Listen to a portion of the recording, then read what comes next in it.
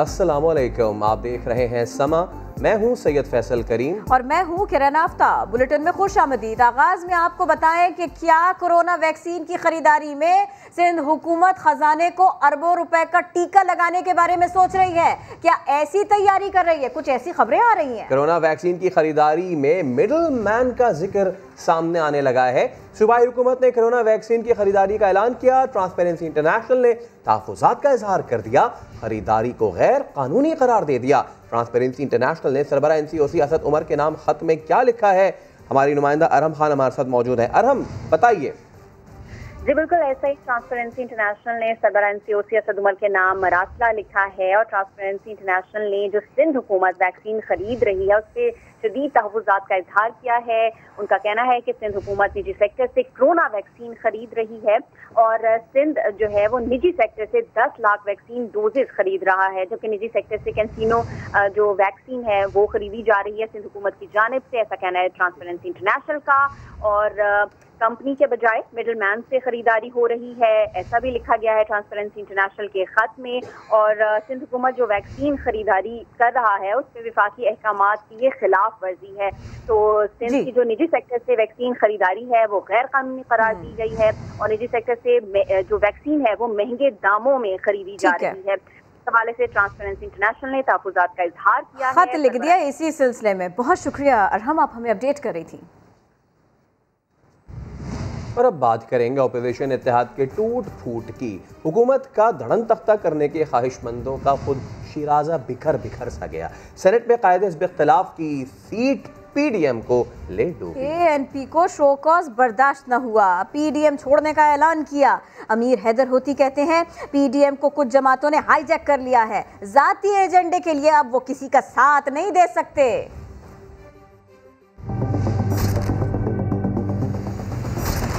जिन्होंने show cause notice दिया उन्होंने खुद ही PDM के खात्मे का अनअनाउंस्ड ऐलान कर दिया। तो लिहाजा हम ये समझते हैं कि अब इन हालात में सबसे पहले मैं विड्रॉ करता हूँ PDM से नायब सदर की हैसियत से, ये इफ्तिखार विड्रॉ करते हैं PDM से तर्जुमान की हैसियत से, जाहिद खान विड्रॉ करते हैं PDM से डिप्टी जनरल सेक्रेटरी की हैसियत से। और ANP PDM तो मैं नहीं कहूँगा, PDM अब नहीं कहा जा सकता इसको, लेकिन ANP जो मखसूस सियासी एजेंडा है और कुछ मखसूस सियासी जमातें जो अब PDM को जिस तरीके से हाईजैक कर रही है, बल्कि हाईजैक कर चुके हैं, तो ANP इस प्रोसेस से अपने आप को विड्रॉ कर रही है। तदफीन हो गई है। पीपल्स पार्टी ने ANP की PDM से अलहदगी को दुरुस्त फैसला करार दे दिया। अमर जमा कायरा कहते हैं मुस्लिम लीग नून अपनी लड़ाई PDM के प्लेटफॉर्म से लड़ना चाहती है और ऐसा रवैया कोई जमात कबूल नहीं करेगी। मरियम औरंगजेब कहती है ANP और पीपल्स पार्टी ने बाप पार्टी से वोट लिया, APC करारदादों की नफी की। वजाहत पेश कर दें, मामला खत्म कर देंगे। ANP इस प्रोसेस से अपने आप को विड्रॉ कर रही है। ANP का अपोजिशन इत्तेहाद से राहें जुदा करने का ऐलान। PDM में शामिल दो बड़ी जमातों ने एक दूसरे पर इल्जामात आयद कर दिए। मरियम औरंगजेब कहती हैं बाप से वोट लेने पर वजाहतें दे दें, मामला खत्म हो जाएगा।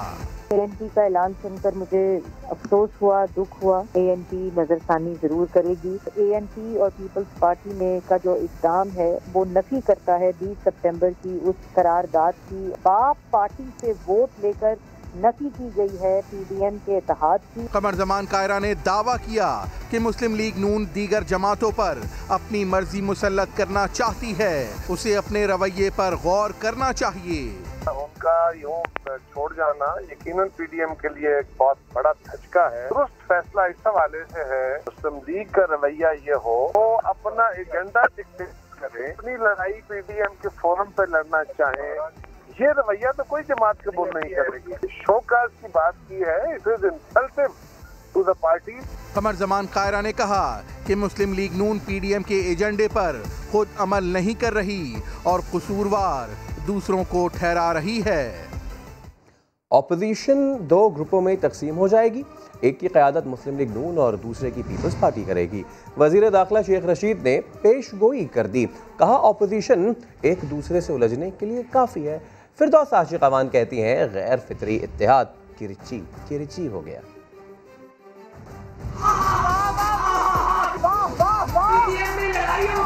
मरियम नवाज का तंज दुरुस्त साबित हुआ। पीडीएम में लड़ाइयां खुलकर सामने आ गईं। ऑपोजिशन इत्तेहाद का शिराजा बिखरने पर हुकूमती रहनुमा फ्रंट फुट पर आ गए। शेख रशीद कहते हैं पीडीएम दम तोड़ चुकी, ये आपस में एक दूसरे से उलझने के लिए काफी हैं। पीडीएम नाम की कोई चीज नहीं रही। पीडीएम के लिए दुआ खैर करें, बस पीडीएम फारिग है।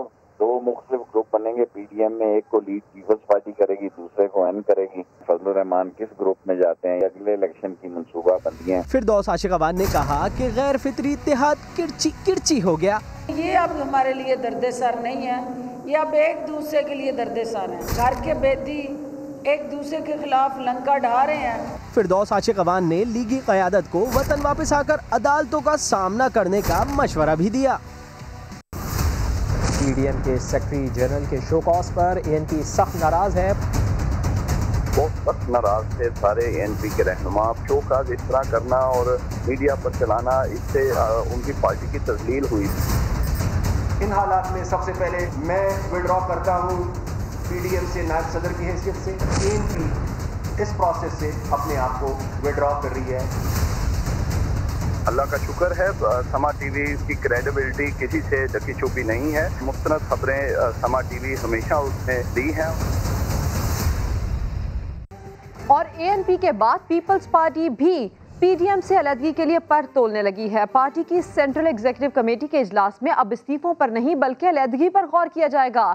बात करेंगे संजय साधवानी से। संजय बताइए। पीडीएम की जानिब से शोकाज नोटिस मिलने पर पाकिस्तान पीपल्स पार्टी में आला सतह पर मुशावरत जारी है। पीपल्स पार्टी के बाद रहनुमाओं ने पाकिस्तान पीपल्स पार्टी को पीडीएम को अलविदा कहने का मशवरा दे दिया है। पीपल्स पार्टी ने इस सिलसिले में सीसी इजलास बुलाने का फैसला किया है। इजलास में पीडीएम से अलहदगी के मामले पर हतमी फैसला होगा। इससे कबल पाकिस्तान पीपल्स पार्टी ने सीसी के इजलास में इस्तीफों के हवाले से फैसला करना था, लेकिन पीडीएम का जो रवैया है, पीडीएम में शामिल जो नून लीग और जमीयत उलमा इस्लाम का रवैया और शोकाज नोटिस मिलने के बाद पीपल्स पार्टी के बेशतर रहनुमा इस रवैये पर नाराज़ हैं। बिलावल को मशवरा दिया है कि हालात मज़ीद ख़राब होने से पहले हमें पीडीएम से अलहदा होने जाना चाहिए। तो इस सिलसिले में पीपल्स पार्टी सीसी इजलास बुलाने का फैसला किया है।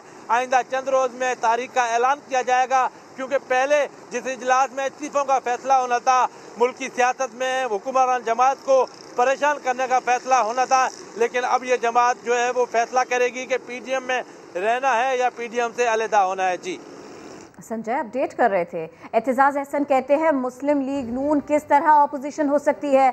मोहम्मद जुबैर मुलाकातें करते रहे, किसी को आज तक एतमाद में नहीं लिया गया। एस्टैब्लिशमेंट के से बातचीत भी कर रहे होंगे, उनका जुबैर जाके गुफ्तगू भी कर रहा होगा। वो पीटीआई के साथ पंजाब में सारी सीटें भी सेनेट की तय कर रहे होंगे। ऊपर से लगे होंगे कि ये दो आदमी, ये तीन शख्स, इन्होंने हम तबाह कर दिया, हम इनको नहीं छोड़ेंगे और ये हम ही अपोजिशन है। आप कहाँ से अपोजिशन है? आप तो मिले हुए हैं उनके साथ। पंजाब में आपने मुस्लिम लीग नवाज ने सीटें बांट के एक सीट एक्स्ट्रा दे दी गवर्नमेंट को। जुबैर के जरिए किसी को आपने आज तक बताया कि आपके क्या मुज़ाकरात हुए? और जहांगीर तरीन हाजिर हों। एफआईए ने जहांगीर तरीन और अली तरीन को 9 अप्रैल को तलब कर लिया। वालिद ने बेटे की नुकसान में चलने वाली कंपनी क्यों खरीदी? बाप बेटे से 5 सवालात पूछ लिए गए। 4 अरब 35 करोड़ रुपए कहां खर्च किए? बेटे से मनी ट्रेल भी मांग ली गई। रिपोर्ट करेंगे रियाज अहमद।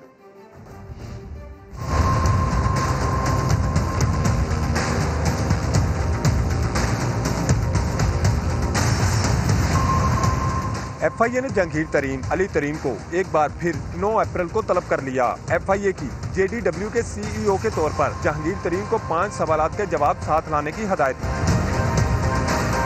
पहला सवाल, आपने क्या तरीका इख्तियार किया कि जिससे लगा कि 4.35 अरब रुपए मुनासिब कीमत है? दूसरा सवाल, बोर्ड ऑफ डायरेक्टर के सामने आपने कोई दूसरी रिपोर्ट भी पेश की कि 4.35 अरब रुपए एक मुनासिब बोली है? तीसरा सवाल, बोर्ड ऑफ डायरेक्टर को बताया के कोई और बोली देने को तैयार न था। चौथा सवाल, आपने बताया बेटे की कंपनी खसारे में है। पांचवा सवाल, कंपनी की सालाना रिपोर्ट में खरीदारी के हवाले से क्या मालूमात फराहम की। FIA की अली तरीन को 5 सवालात के जवाबात साथ लाने की हदायत। पहला सवाल, JKFSL चीनी के कारोबार को क्यों बेचा। दूसरा सवाल, गन्ने का कारोबार बेचने के लिए क्या कहीं भी इश्तिहार दिया था। तीसरा सवाल, कितने मुमकिन खरीदारों ने कंपनी से राब्ता किया और क्या बोलियां लगाईं। चौथा सवाल, गन्ने का कारोबार बेचने की कीमत 4.35 अरब रुपए कैसे रखी। पांचवा सवाल, 4 अरब 35 करोड़ रुपए की मनी ट्रेल साथ लेकर आए। रियाज अहमद, समा, लाहौर।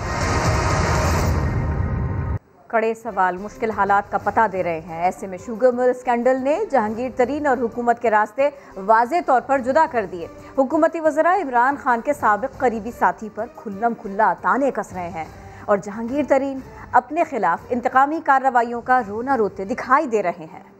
चीनी माफिया ताकतवर है, उनके सियासी ताल्लुकात हैं। पहली बार किसी हुकूमत ने शुगर माफिया पर हाथ डाला है।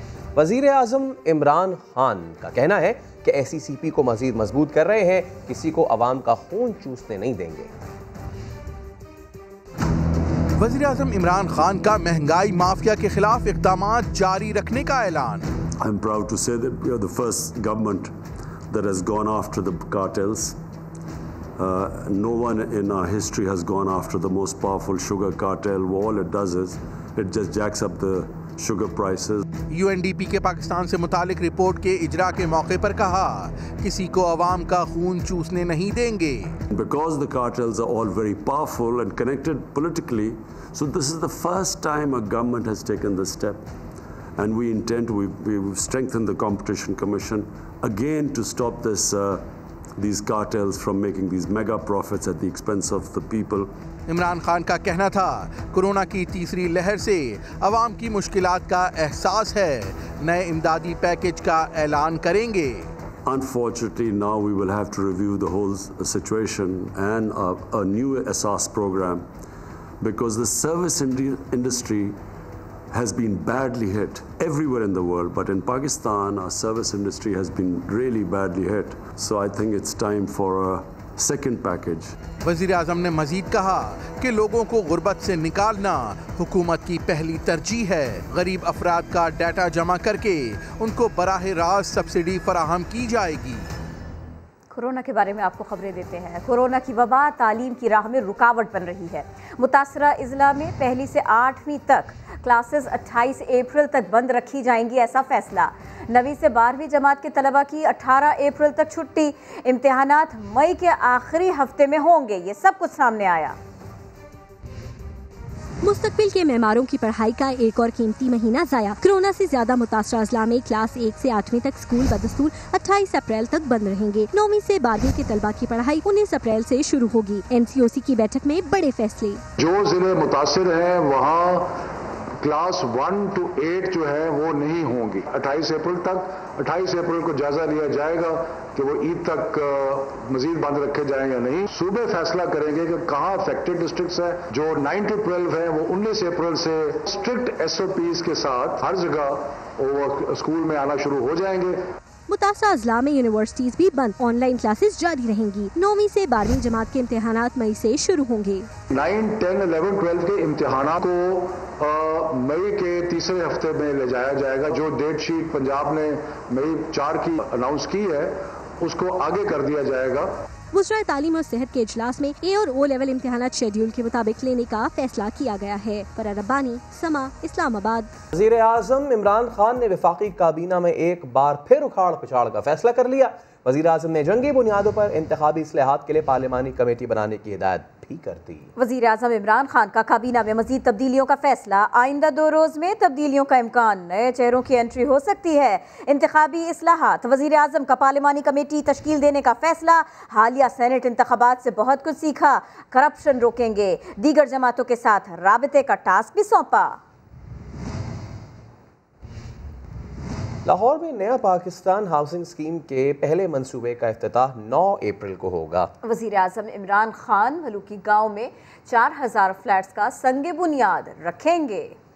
LDA हुक्काम के मुताबिक खलूकी गांव में 35,000 फ्लैट्स के लिए 8,500 कनाल जमीन हासिल कर ली गई, जो 3 साल में बनेंगे। इब्तदाई तौर पर 4,000 फ्लैट्स तामीर किए जा रहे हैं। 650 मुरब्बा गज के हर फ्लैट की कीमत 27 लाख रुपए होगी। रकम अदायगी किस्तों की सूरत में होगी। और फिरदौस आशिक अवान जहां जाती हैं अपनी छाप छोड़ आती हैं। लाहौर में क्रिकेट खेली, नेट प्रैक्टिस की, कोई बॉलर आउट ना कर सका। सियासी मैदान की ऑलराउंडर फिरदौस आशिक अवान जहां जाती हैं वहां के रंग में रंग जाती हैं। खेलती हैं क्रिकेट, लाहौर में की नेट प्रैक्टिस, जमकर की बैटिंग। खातून सियासतदान बॉलिंग भी करती हैं। जूडो, कराटे और बॉक्सिंग की भी माहिर हैं। तालबाद भी फिरदौस आशिक जैसा बनना चाहती हैं। मैं डॉक्टर फिरदौस आशिक अवान बनना चाहूँगी क्योंकि मुझे जितना लगता है कि वो सियासत में अच्छी हैं। मैं उनके जैसी बाहिम्मत, बाहौसला लड़की एक बहुत अच्छे आला मुकाम पर उनके जैसा ही अपने आप को देखना चाहती हूँ। लाहौर में रेस्क्यू की बाइक एम्बुलेंस चलाकर फिरदौस आशिक अपने नए मिशन का ऐलान भी कर चुकी हैं। मरियम नवाज चूँकि इस वक्त जख्मी है, उसको रेस्क्यू करने के लिए भी मैं तैयार हूँ। हर खबर के लिए विजिट कीजिए हमारी वेबसाइट sama.tv। इसके अलावा आप हमें फेसबुक और ट्विटर पर भी ज्वाइन कर सकते हैं। एक ब्रेक के बाद हेडलाइंस के साथ दोबारा हाजिर होंगे। देखते रहिए समा।